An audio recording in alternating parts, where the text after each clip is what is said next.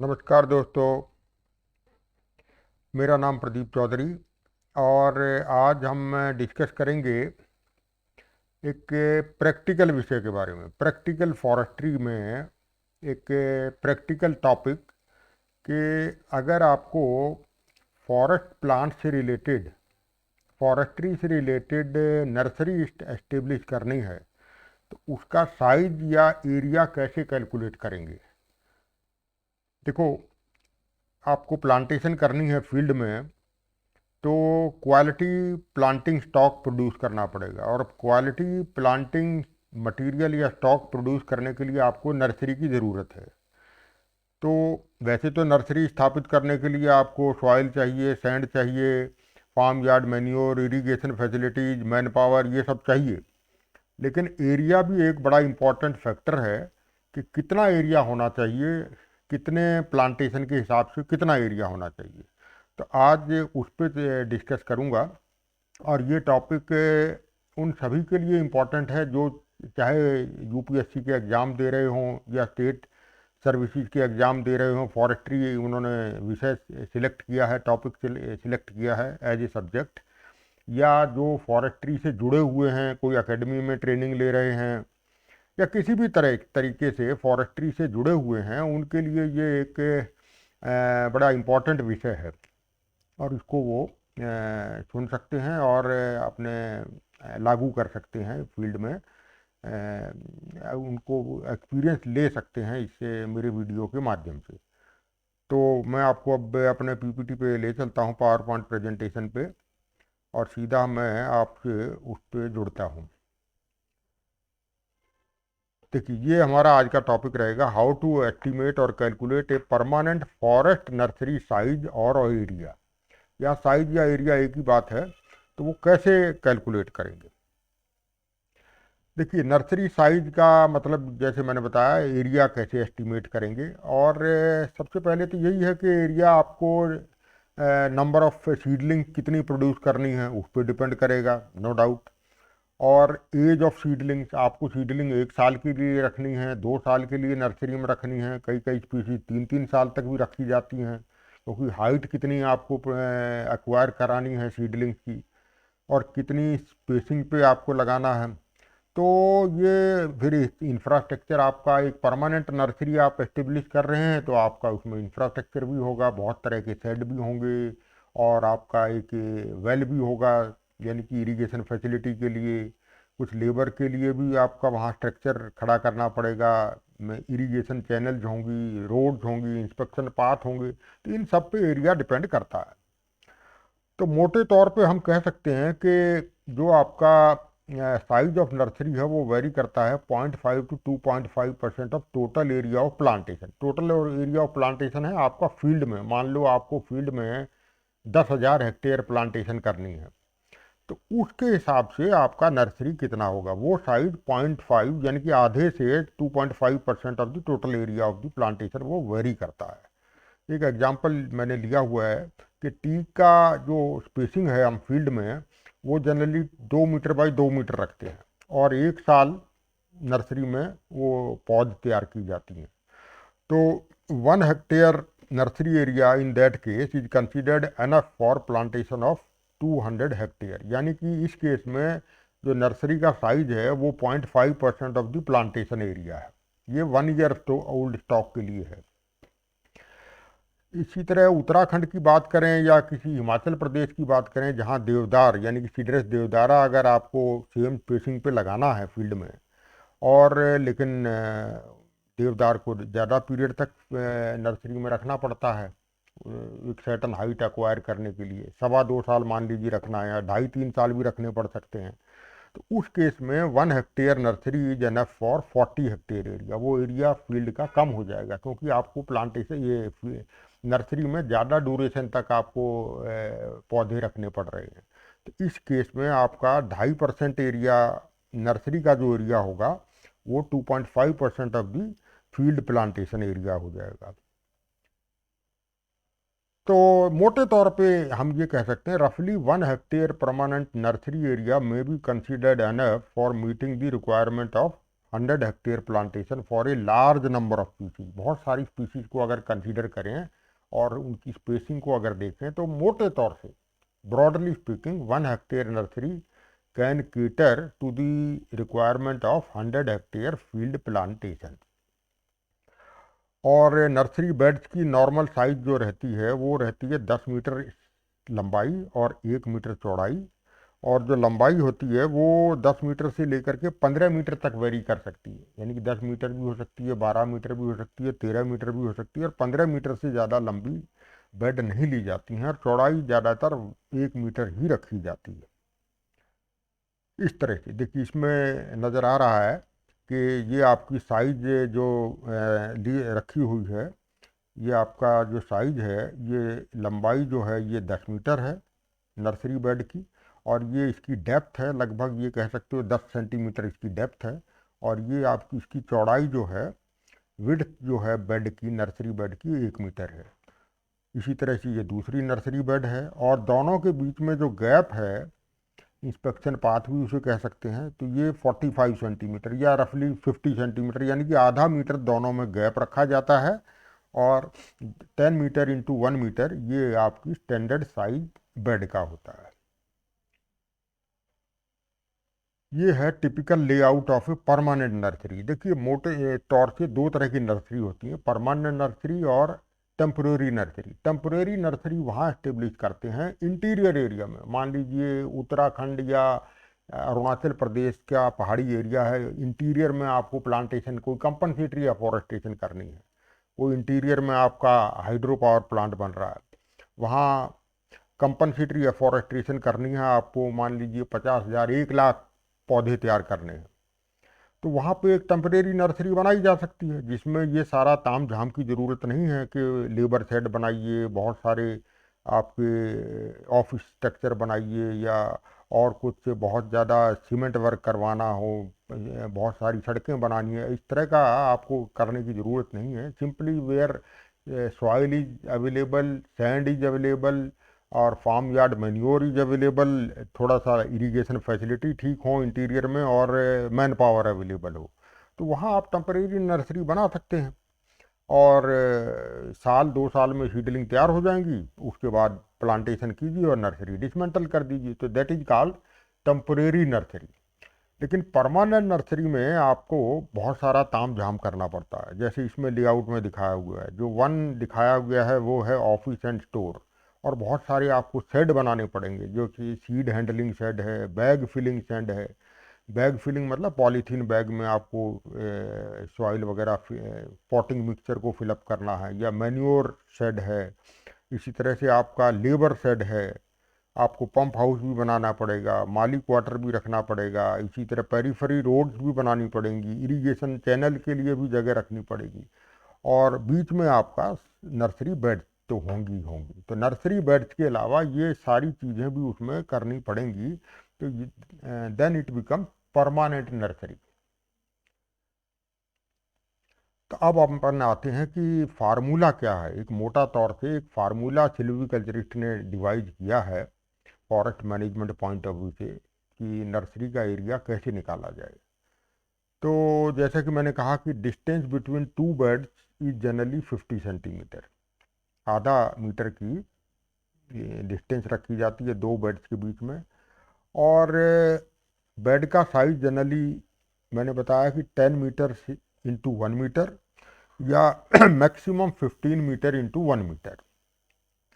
लेकिन बेड के अलावा आपको दोनों बेड्स के बीच में भी डिस्टेंस रखना है आधा मीटर का। छोटा मोटा रोड भी बनाना पड़ेगा, जिसे अपन पक्का रोड नहीं कह रहा, इंस्पेक्शन पाथ, पानी वानी देने के लिए, वीडिंग करने के लिए, पौधे निकालने के लिए, पॉलीथीन बैग फिलअप करने के लिए, वीडिंग वगैरह के लिए, मेंटेनेंस के लिए आपको थोड़ी बहुत तो चारों तरफ रोड बनानी पड़ेगी। इरिगेशन चैनल भी छोटा मोटा बनाना पड़ेगा, तो उसलिए एक बेड का हम एरिया ले लेते हैं रफली थोड़ा सा ज़्यादा, 18 स्क्वायर मीटर।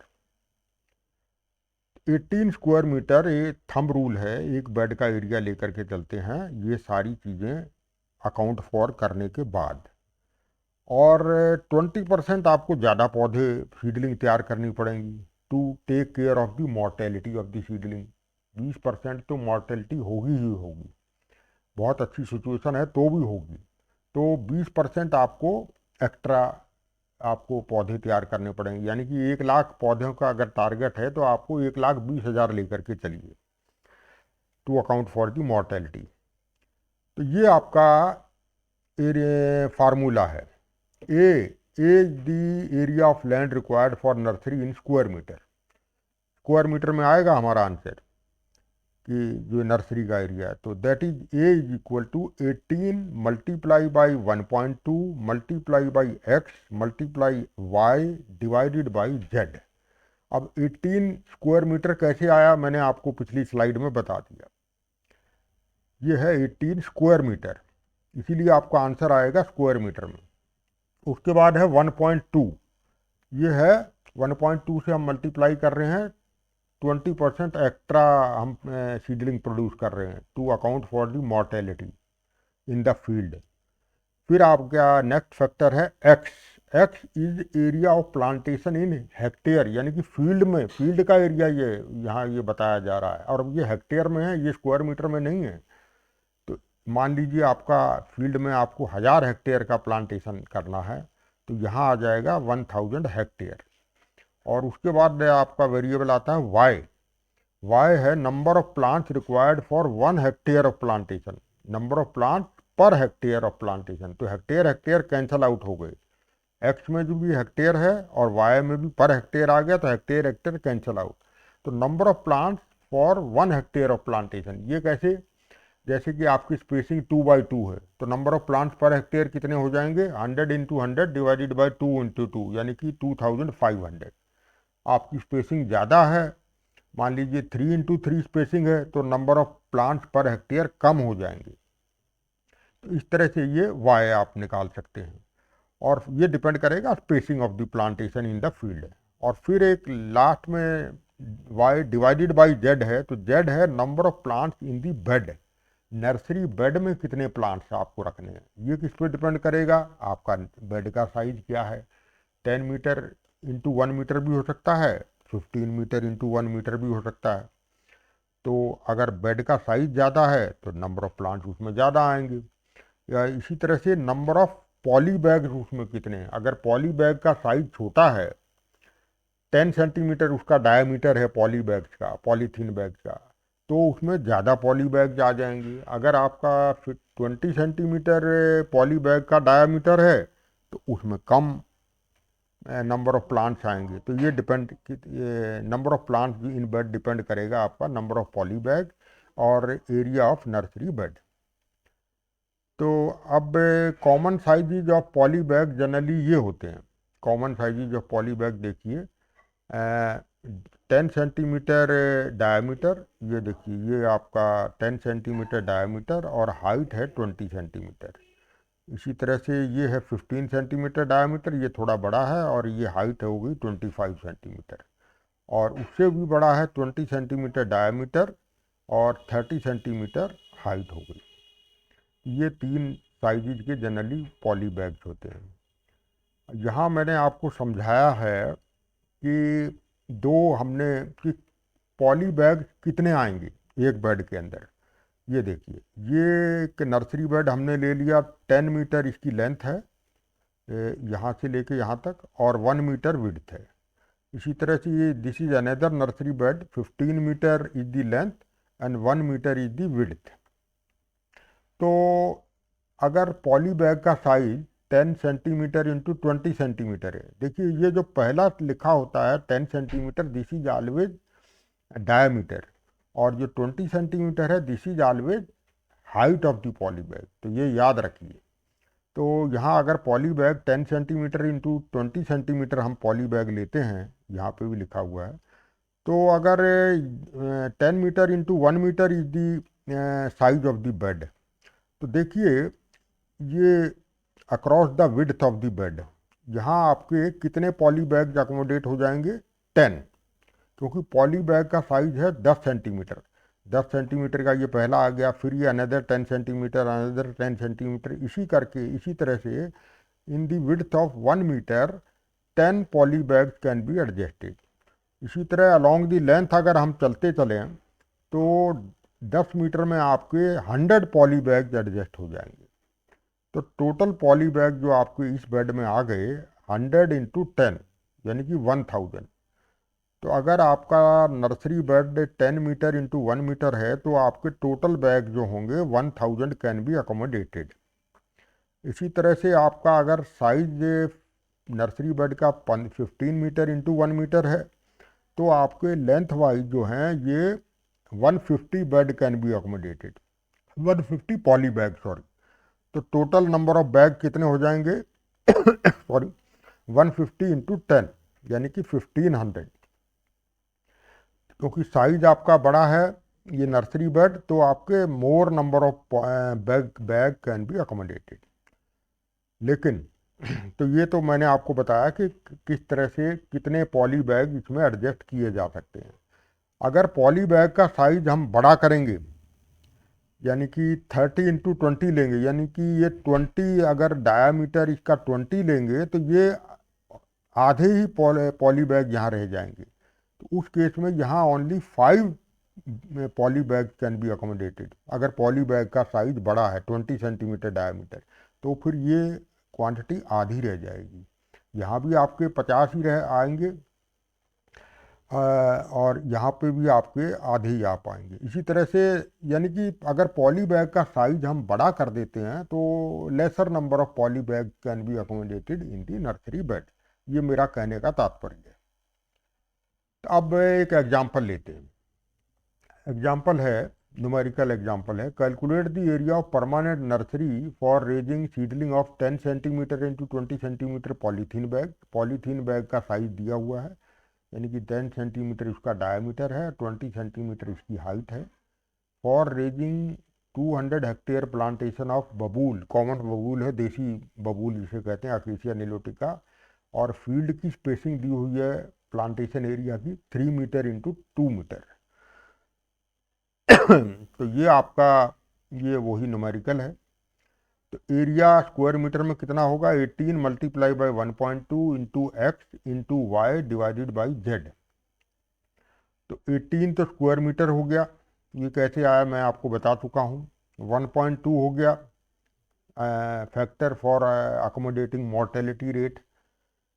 एक्स है, X is always in hectare, जो आपका फील्ड का प्लांटेशन एरिया है वो आपने 200 हेक्टेयर ले लिया।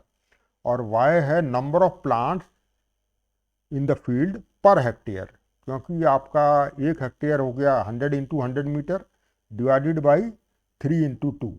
तो 1 हेक्टेयर में नंबर ऑफ प्लांट्स आएंगे 1666 यानी कि 1666 पर हेक्टेयर। तो ये हेक्टेयर हेक्टेयर यहाँ से कैंसिल आउट हो गए, तो जो आपका आंसर आएगा वो स्क्वायर मीटर में आएगा।